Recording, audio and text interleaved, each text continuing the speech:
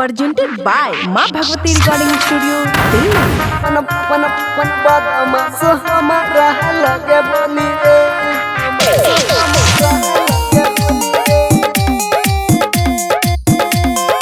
Singing by Satveer Solanki. छियै रंगदारी एके टोली रे, छियै रंगदारी एके टोली रे। कौन बदमाश हमारा लगे बोली रे, कौन बदमाश हमारा लगे बोली रे। कायदे से रहता नहीं खाता गोली रे, कायदे से रहता नहीं खाता गोली रे। कौन बदमाश हमारा लगे बोली रे, छियौ रंगदारी एके टोली रे। माँ Bhagwati recording studio Delhi.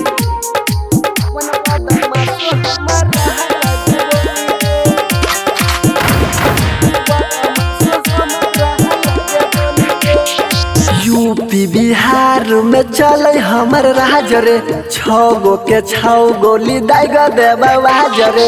UP Bihar में चलो बेटा राज रे, 6 गो के 6 गोली दाग देवाज रे।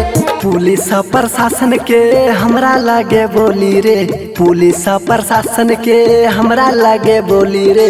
कौन बदमाश हमारा लगे बोली रे, छियौ रंगदारी एके टोली रे।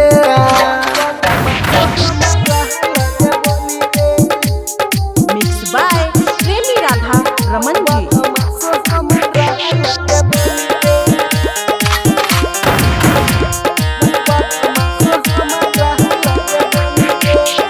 करे छिए बेटा हथियार के व्यापार रे, ज्यादा जेउर भी देबो माथावे के फार रे। करे छिए बेटा हथियार के व्यापार रे, ज्यादा जेउर भी देबो माथावे के फार रे। सतवीर के रंगबाजी पूरा जिला में चली रे, राधा के रंगबाजी दरभंगा में चली रे। कौन बदमाश हमारा लगे बोली रे, छियौ रंगदारी एके टोली रे।